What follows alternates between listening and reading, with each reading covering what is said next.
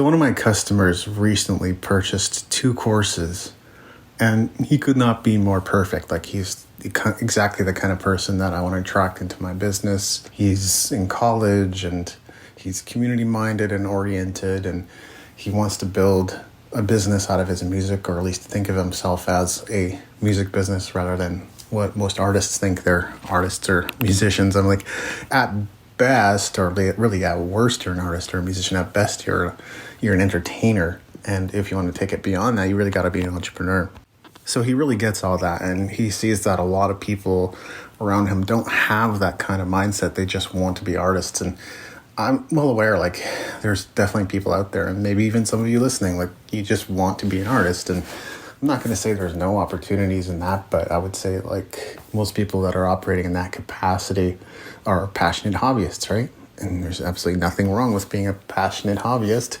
That category is like really great for people who want to just enjoy making music, writing music, playing music. But there's definitely a category of people who are wanting to think about it more entrepreneurially and set themselves up early so that they can succeed later on. So I wrote a blog post in like 2020 on how to earn 6 figures and beyond as a musician. That's now, over 3 years ago. And this customer told me that this was one of the first blog posts he had read on my website. And so I got to thinking, like, I've published tons and tons and tons of content over the years, so much so that some people have prompted and asked me, like, what's the deal, man? You're like publishing on every subject. And, by the time you've published 50 posts or even 100 posts, it's like you've kind of covered the key things, and then you got to expand out into niche topics from there. It's just the way it works.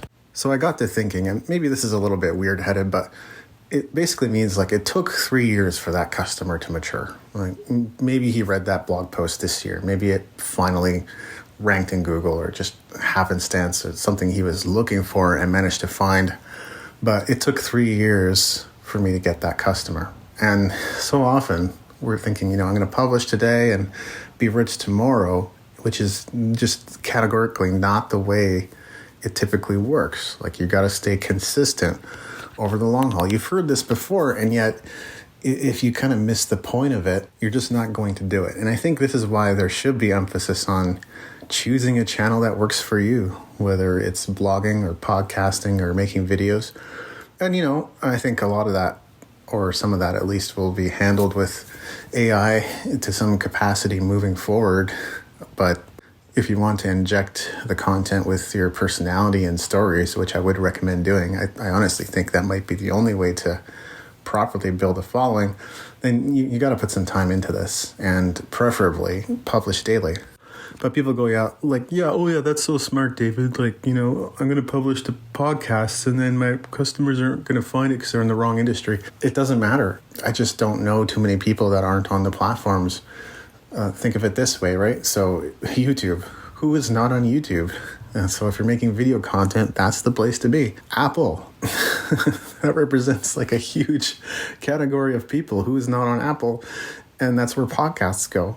And they can be further distributed to Spotify, Amazon, iHeart Music, Tidal, a lot of different places where your target audience could be waiting for you. And then we got blogs, and people are like, well, if I just publish my own blog, no one's going to reach me. And even there, you can syndicate your content, right? Like, there's just so many opportunities to get your content into other major publications or minor publications, whatever the case may be, guest posts. You can put your content on Medium and Tealfeed, and I've kept a list of sites like that, and there are definitely others where you can publish and share your content and where people gather to read. But the point is, like, if I hadn't published that post 3 years ago, sure, that customer may have still found my content, but would he have bought the courses? Would he have taken the leap? Would he have taken the next step? And that's a big if. So long-term thinking is needed. And I've heard my coach, James Franco, talk about this as well, that content is really a long play. Like, if that's the only thing you're counting on, you better count on waiting for a while for people to listen and tune in and read your stuff and engage with you before they buy anything. Content is about throwing hooks in the water, seeing what the fish bite on, right? Finding the ponds where the fish gather and throwing hooks in the water to see which ones they bite on. You make your best guesses because it's not like you're going to know. You're not going to know every time. Like you can look at other content that's doing well and maybe reverse engineer some of that, but it's mostly still just hypothesis. It's just your best guess. And then eventually you're going to find resonance. I mean, it's just inevitable. As you continue to learn about your audience and tweak your strategy and adjust your content, you're going to find an audience. It's inevitable, but the point is you got to stick to it. And that's why it's so important to choose a medium that you can see yourself doing consistently and actually enjoy. But this is increasingly the way I've been thinking about SEO as well. Like in the past, I almost thought of it as a reliable strategy. And now that I think about it, I think I was crazy to ever think that content would attract anyone. But it does, right? For reasons we already talked about. But SEO is mostly this, that if you just put enough stuff out there, you can't necessarily control who comes to see it. But, if you're lucky and strike gold, people gather around to watch. That's content. That's SEO. And I know that there are people out there that really go deep into this stuff. And I have the utmost respect for someone like Neil Patel. I checked out his content. He's really cool. And the stuff he talks about, it's obviously working for him. The interesting part is, I think it has a lot more to do with his personality and how that draws people in and attracts them. He's kind of their hero versus the content he's publishing. And that's no slight against the content he's publishing, but honestly, I'm reading some of it, not all of it. Again, I've gotten huge value out of it, but I'm reading the content going, this is really nothing special. This is really nothing good. So there's an aspect to this whole thing that's personality driven, and that's something Russell Brunson would call the attractive character.